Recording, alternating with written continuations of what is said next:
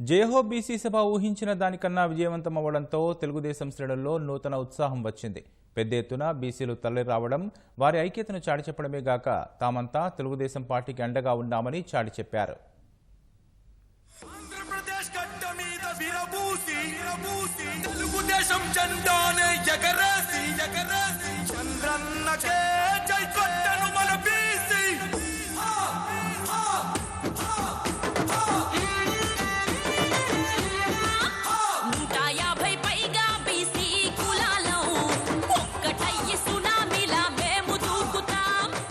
రాజమహేంద్రవరం పసుపు దళంతో నిండిపోయింది. జైహో బీసీ సభకు వచ్చిన వారితో రహదారులన్నీ నిండిపోయాయి. పెద్ద ఎత్తున మహిళలు, యువత జైహో బీసీ సభకు తరలి రావడం తెలుగుదేశంలో జోష్ నింపింది. ఉభయ గోదావరి జిల్లాలతో పాటు రాష్ట్ర వ్యాప్తంగా వివిధ ప్రాంతాల నుంచి పెద్ద ఎత్తున తరలివచ్చిన బీసీలతో సభా ప్రాంగణం కిటకిటలాడింది. అంతకు మూడింతల మంది జనం బయట ఉండటం చూసి చంద్రబాబు ఆనందం వ్యక్తం చేశారు. బీసీలకు ప్రభుత్వం కల్పిస్తున్న సదుపాయాలు, పథకాల తీరును మంత్రులు వివరించారు.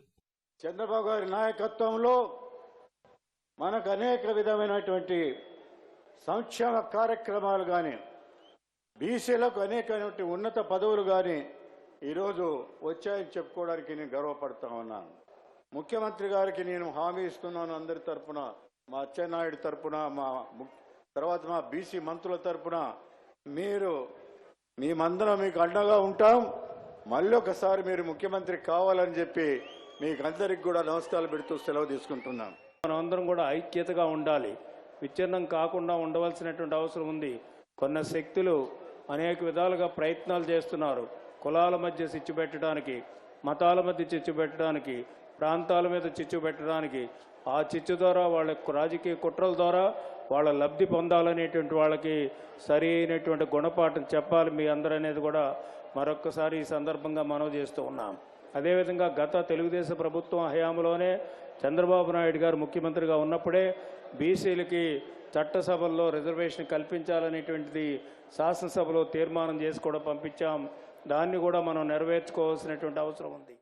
తెలుగుదేశం పార్టీకి, ముఖ్యమంత్రికి అండగా ఉంటేనే బీసీల అభివృద్ధి సాధ్యమవుతుందని మంత్రులు అయ్యన్నపాత్రుడు, అచ్చెన్నాయుడు, కాలవ శ్రీనివాసులు పిలుపునిచ్చారు.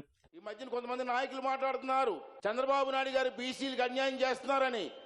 మన బీసీలందరినీ తెలుగుదేశం పార్టీకి దూరం చేయాలని చెప్పి ప్రయత్నం చేస్తున్నారు. మీరు ఒకటే గమనించండి, చంద్రబాబు నాయుడు గారు బీసీలకు ఇస్తున్న విలువ ఎవరికి ఇవ్వలేదు. చంద్రబాబు నాయుడు గారు ఎన్నో పథకాలు ఏర్పాటు చేశారు. మన పిల్లలు విదేశాలు వెళ్ళాలంటే 10 లక్షల రూపాయలు ఇచ్చి విదేశాలు పంపిస్తున్నారు. ఇవన్నీ ప్రభుత్వం చేస్తున్న కార్యక్రమాలు మీరందరూ గమనించవలసినటువంటి అవసరం కూడా ఉందని చెప్పి మనం చేస్తున్నాను. ఈ పార్టీ మన పార్టీ. ఈ పార్టీ జీవితాంతం అధికారంలో ఉంటేనే బలహీన వర్గాలకి ఈ రాష్ట్రంలో స్వేచ్ఛ వస్తుంది. స్వాతంత్రం వచ్చి 70 సంవత్సరాలైంది.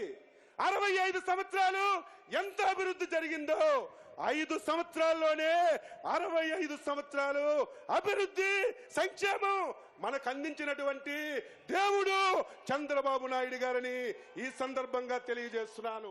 నిర్వీర్యమైపోయిన బీసీ కార్పొరేషన్ కి కొత్త జవసత్వాలు ఇచ్చాం.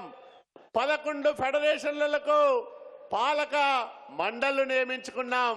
26 బీసీ కులాల్ని ఓసీ జాబితాలో చేర్చిన మరి టిఆర్ఎస్ ముఖ్యమంత్రి చంద్రశేఖరరావు గారితో అంటగాగుతా ఉన్నాడు జగన్మోహన్ రెడ్డి.